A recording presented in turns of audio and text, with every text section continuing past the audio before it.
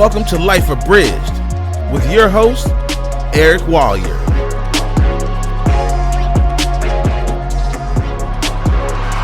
Run it.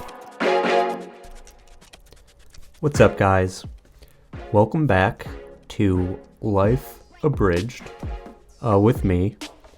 I don't know if you noticed, but I got a new little aspect to my intro, a little voiceover from someone else. So I think that's pretty cool. Kind of adds that final touch that really makes it legit. At least I think so. But anyways, today I'm going to be talking about my top 10 favorite movies of all time. I don't know if you guys can hear that, but my laptop is making a super weird noise.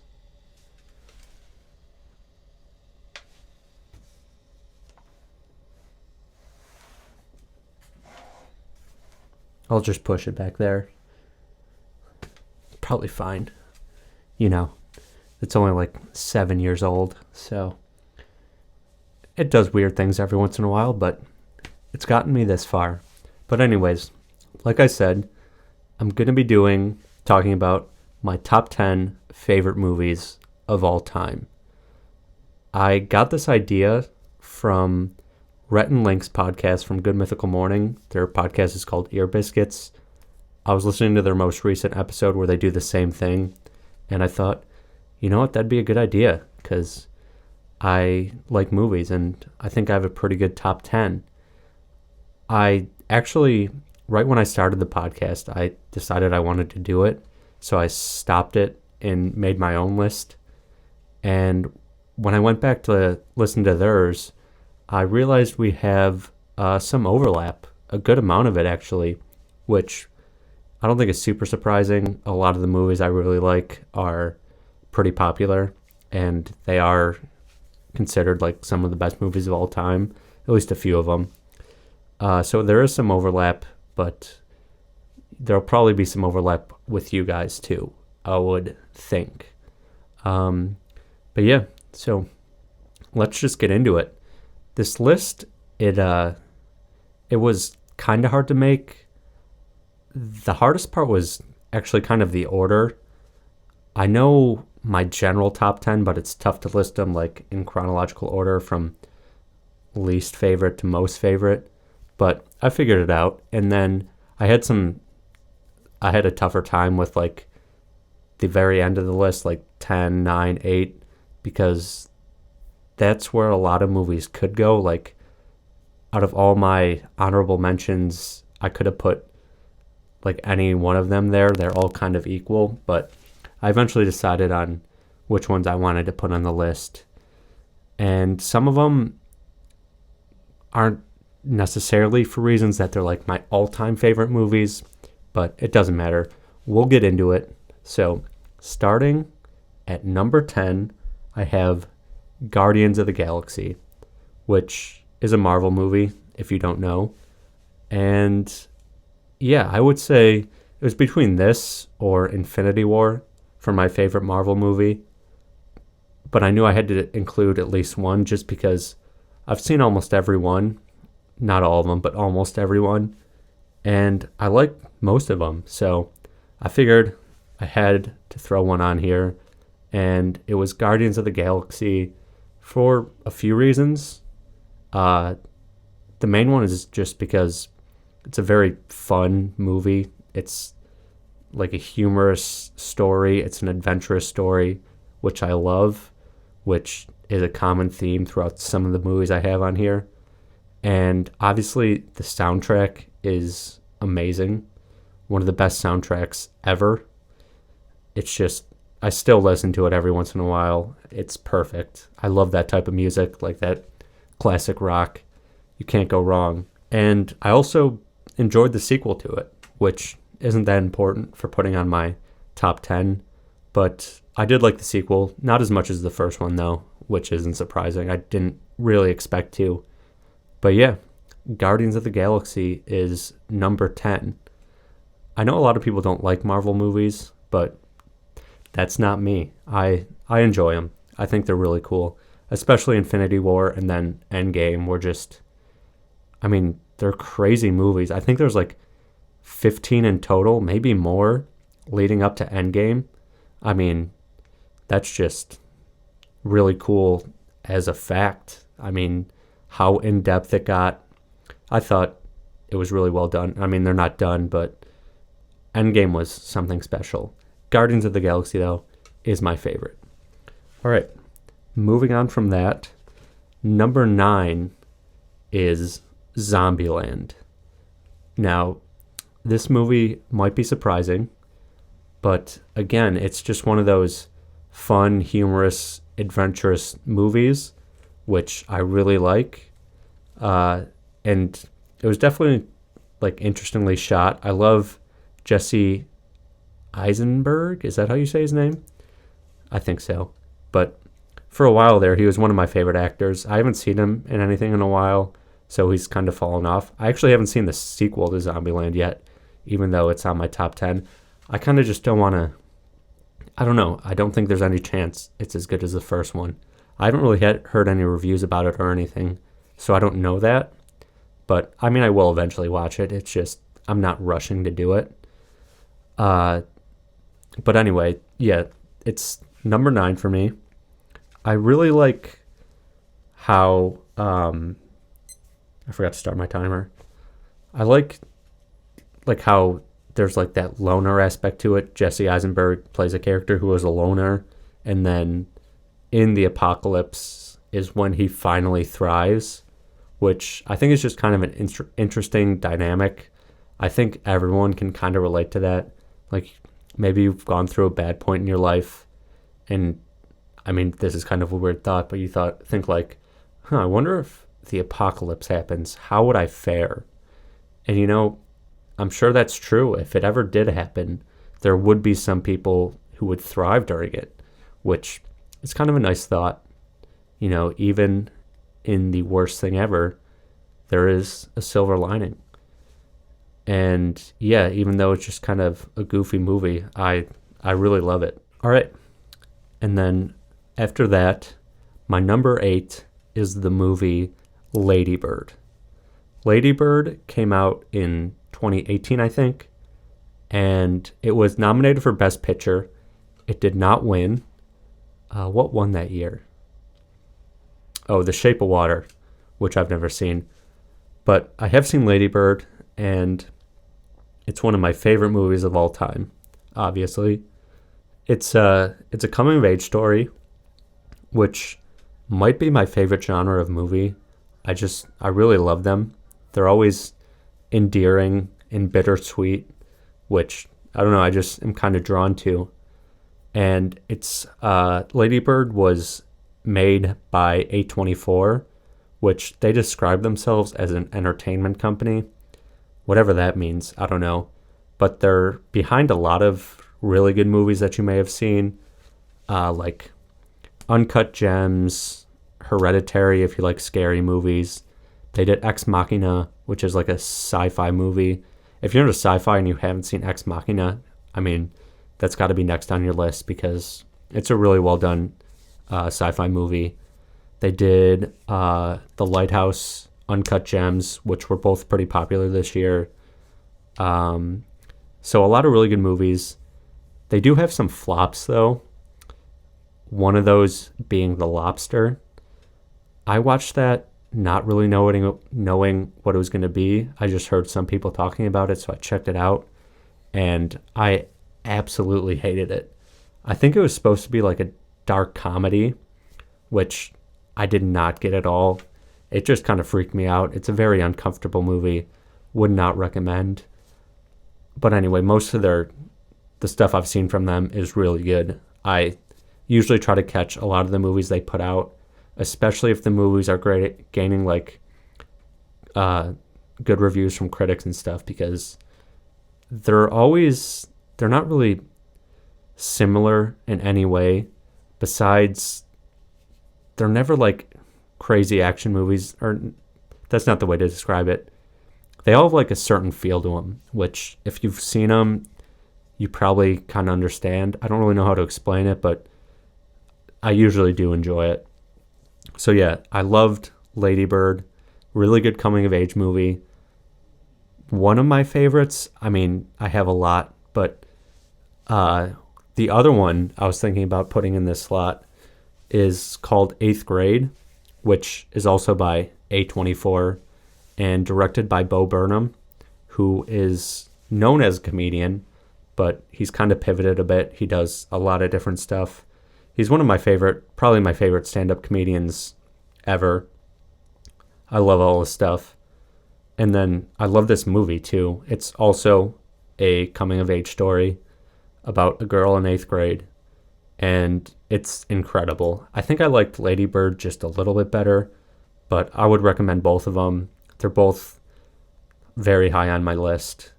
And I have a lot of A24 movies that I really like. So, yeah, Lady Bird. All right, moving on to number 7.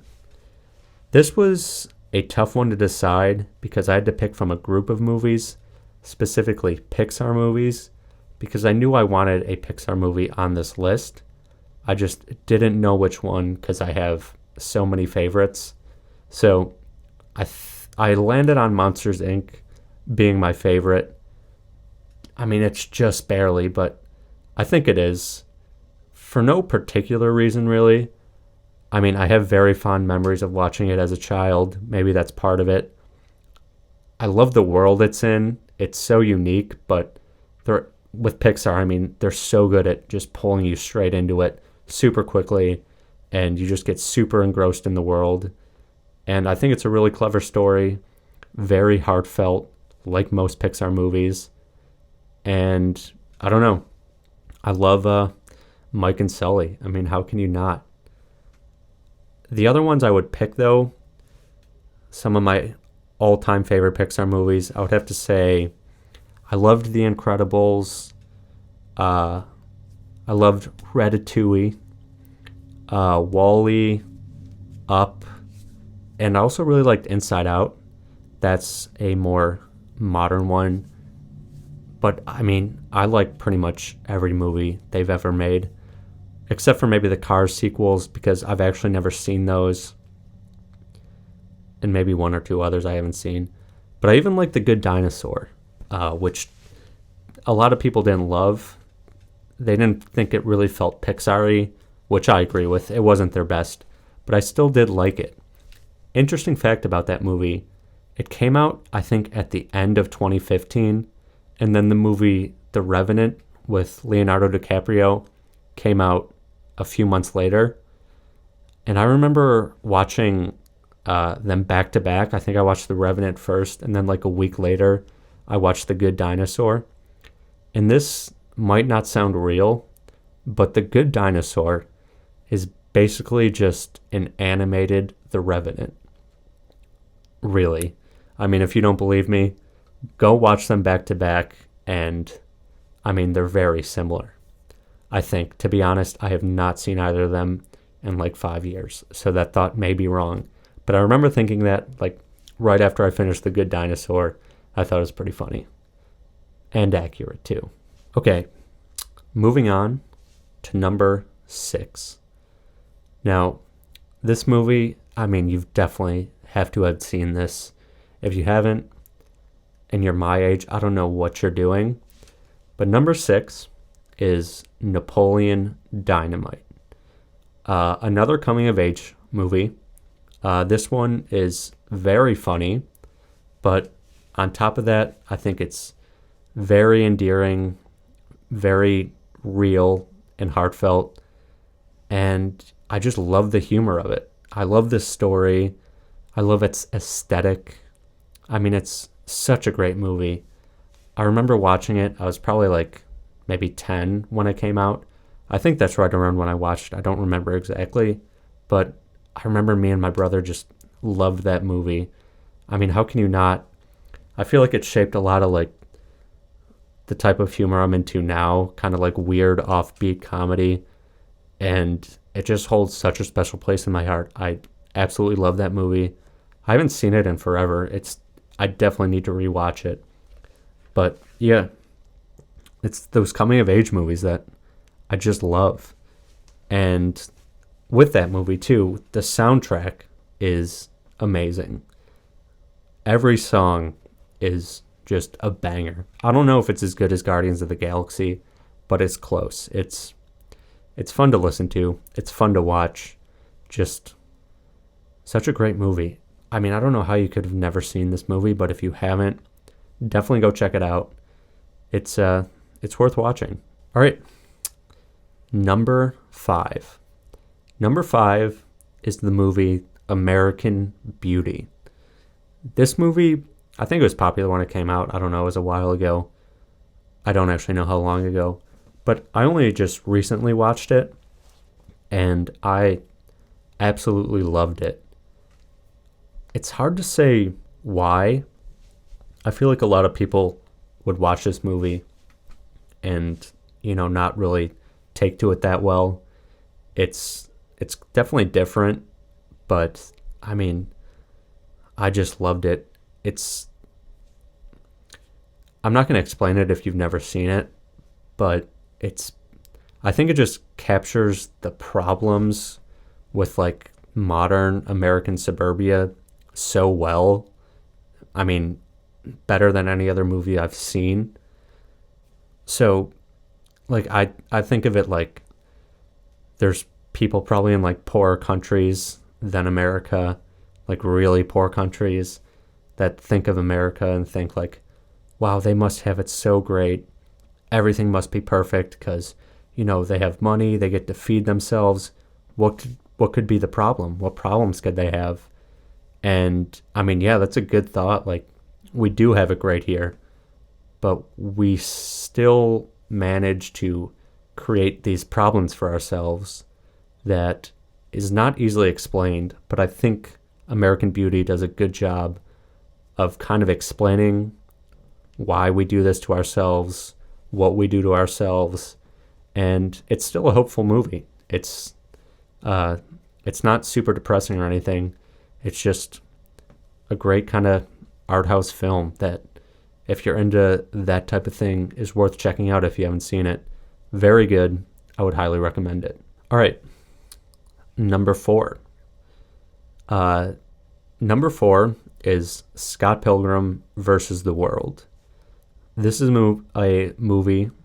This is a movie by Edgar Wright, who is a director. He's one of my favorite directors ever. And it was tough picking my favorite movie of his, but I did land on Scott Pilgrim versus the World, which it came out maybe like 10 years ago. I'm not exactly sure, but a very good movie. It's based on a comic book, I believe. I'm also not sure. It's based on something. And the movie, like, it really does feel like a comic book, the way Edgar Wright shot it. He definitely has a style that's apparent in a lot of his movies, and this one very much so. It's a very like masterful use of filmmaking, the way he did this, and it's very fun to watch. It's a cool movie. If you've never watched it, I highly recommend it. It was received very well. A lot of people know about it, but I think it's still underrated. It's just so much fun to watch. It's a cool story. It's creative, and he's known for some other movies. The biggest one in America, I think, would have to be Baby Driver, which came out a few years ago, which I liked, but it's not like top 3 for me. His other movies you may have heard of might be like At World's End, Shaun of the Dead, Hot Fuzz. Which of those, Shaun of the Dead is probably my next favorite, and then I really liked At World's End too. He's pretty popular. He has a certain style that I really like. It's very cool. It's fun to watch, like I said. So check out some of his movies if you haven't. But that's number 4 for me. One of the coolest movies I've ever seen. And yeah, moving on to number 3. Now, number 3, I probably don't even have to explain why this movie is on my list. if you have seen it, you'll know. And another movie that if you haven't seen, you got to go watch it right now. And that's Shawshank Redemption. It's just, the perfect movie. It's one of the few movies on my list that's just very inspiring, very hopeful. It's guaranteed to leave a smile on your face. It's a very good movie. I don't even know what else to say. You got to get busy living or get busy dying. It's that simple. And I'm sure if you've seen this movie, you definitely agree with me that it's one of the best of all time. And yeah, I think that's all I got to say about it. All right. Number 2. This movie is amazing.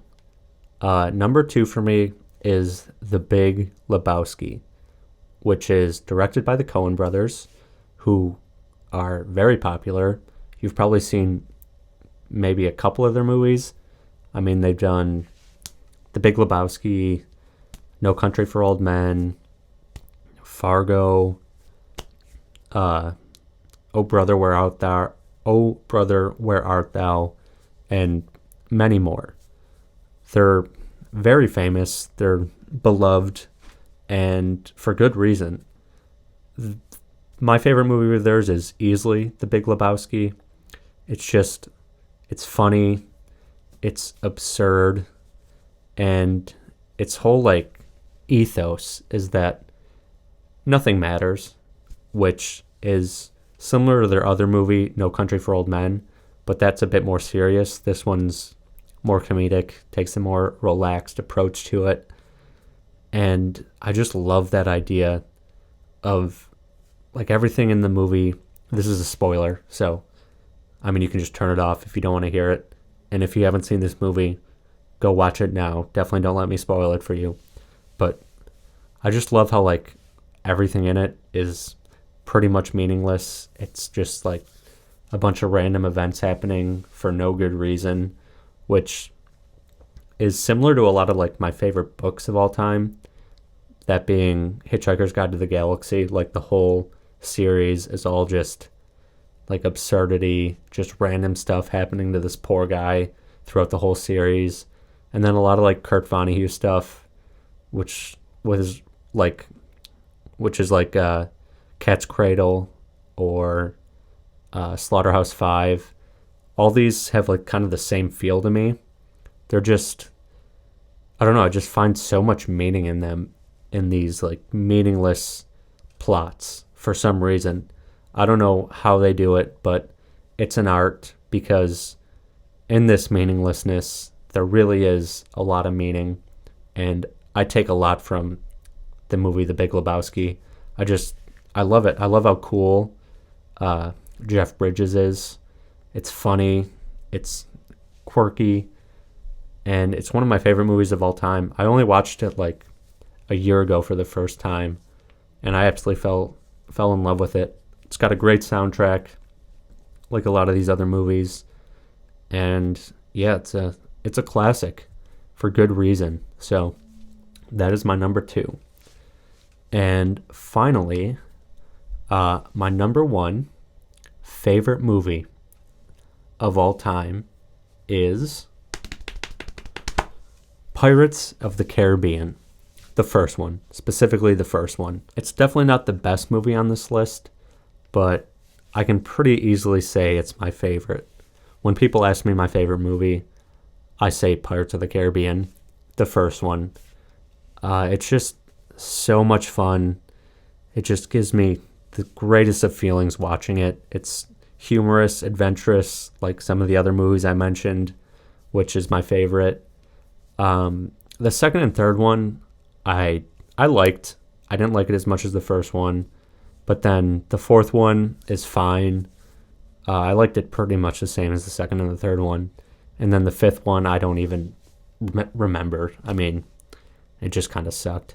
But yeah, the first one, it's one of my favorite movies of all time. And I think it's pretty simple why. It's just fun. I like fun movies. And this movie came out of nowhere for me, and it nailed it. It was perfect. I love Jack Sparrow and Johnny Depp.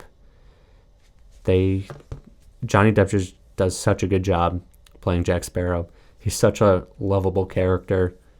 And yeah, I rewatch it like at least once every 2 years, maybe more. And I think I will always continue doing that. It's like the Indiana Jones of our time, I think, which might offend some people, but I really do love it. I idolize it, and it's my favorite movie of all time. So yeah, that's my top 10 movies of all time. Let me know yours if you want. Let me know what you thought of mine. Also, if you want, I'm curious what you have to say, because your top 10 movies of all time definitely says a lot about you. So yeah, thank you for watching. Thank you for listening. And I will see you guys in the next one.